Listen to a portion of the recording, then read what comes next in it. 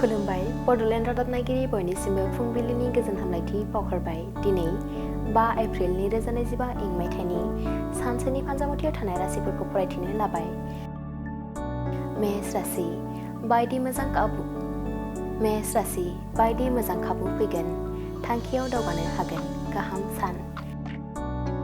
वृष राशि खामानियाव हेंथा फैनो हागौ, जेंना नुजाथिगोन, गाज्रि सान।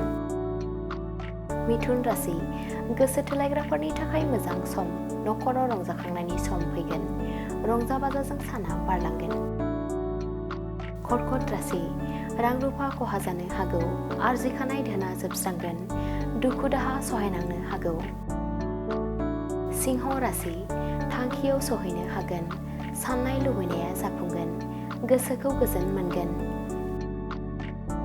कन्या राशि नखराव मोजां थासारि फैगोन, बिब'नि मोजां रादाब फैनो हागौ, बयजोंबो गोरोबनानै थानो हागोन। तुला राशि गोसोआव गिनाय सोमजिगोन, गोरोन्थिनि थाखाय साजा मोननो हागौ, जेंना नुजाथिगोन। वृश्चिक राशि देहाया हरखाबै लोरबां जानो हागौ, जानो लोंनो खहाबै जागोन, सानाय सुनाय बेरामजों भुगिनांगोन।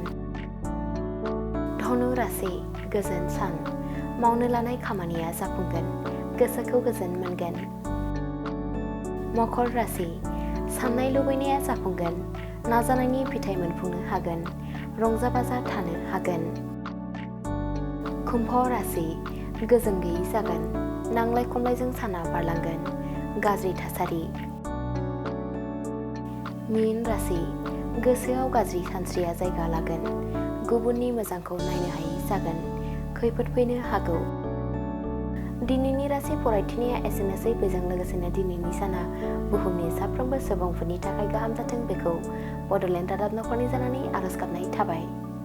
थाखो 5 आरो मेट्रिक आनजाद उथ्रिसार जागोन फरायसाफोरनि थाखाय गोजोनथाव रादाब। गोनांथि आरो मोजां खाबुफोरखौ लानानै गुन गोनां सोलोंथाइ होनो नोंथांमोनखौ नेनानै दङ बड'लेण्ड स्टार एकाडेमि क'क्राझारआ। 2024 इं मायथाइयाव क'क्राझार थिथागुरि समबाय मावख'नि साखाथियाव गोदानै गायसनजानाय बड'लेण्ड स्टार एकाडेमि क'क्राझाराव 2025-2026 सोलोंथाइ बोसोरनि गोदानै मुं थिसननाया सोलिगासिनो दङ। बड'लेण्ड स्टार एकाडेमियाव 6 थाखोनिफ्राय 9 थाखोसिमनि फरायसाफोरा बर' बिजोङाव आरो 11 थाखोनिफ्राय 12 थाखोसिमनि फरायसाफोरा बर' बिजों आरो इंराजि बिजोङाव मुं थिसननो हागोन। बेनि थाखाय आरज बिलाइ आरो पान्डुलिपि बिलाइगासिनो दङ। 11 थाखोनिफ्राय 12 थाखोसिमनि फरायसाफोरनि थाखाय आखा-फाखा आरो रोंगौथि गोनां फोरोंगिरिफोरखौ लानानै साइन्स, कमार्स एन्ड आर्टस मोनथाम स्ट्रिमनि सायाव फरायसाफोरखौ गुन गोनां सोलोंथाइ होनानै बायदि बिथिंजों सोरगिदिं जौगाखांनाय लाबोनो साखाफारा क'क्राझारनि थिथागुरियाव थानाय Bodoland star academia. Bodoland star एकाडेमियाव मुं थिसननोब्ला बाङाइ बेसेनाव मुं थिसननायनि गेजेरजोंनो फरायसाफोरा गाहायाव होनाय माखासे खाबुफोरखौ मोननो हागोन। इंराजि सोलोंनायनि खाबु, साखोन-सिखोन थाखो खथा, बिजाब बाख्रि, BPL थाखोनि फरायसा फरायसुलिफोरनि मुं थिसननायाव 20% मासुल रेहाय होनाय। बेजों लोगोसेनो नोंथांमोनहा JEE नीट आनजादनि थाखाय बेसेन नाङै फोरोंथाय, मान्थलि मक टेस्ट, जिउ राहा दानाय बायदि गियानलु आयदाफोरनि उफ्रा सोलोंफारिफोरनि खाबुफोरखौ मोननो हागोन। हौवासा आरो हिनजावसाफोरनि थाखाय मुलाम्फा गोनां मोजां जामुं आरो मोजां थाग्रा खथानि खाबु गोनां हस्टेलनि खाबुफोरखौबो मोननो हागोन। बिदिब्ला गोबाव खालामाजासे नोंथाङाबो बड'लेण्ड स्टार एकाडेमियाव थाबैनो मुं थिसननायनि थाखाय सुलाद लादो।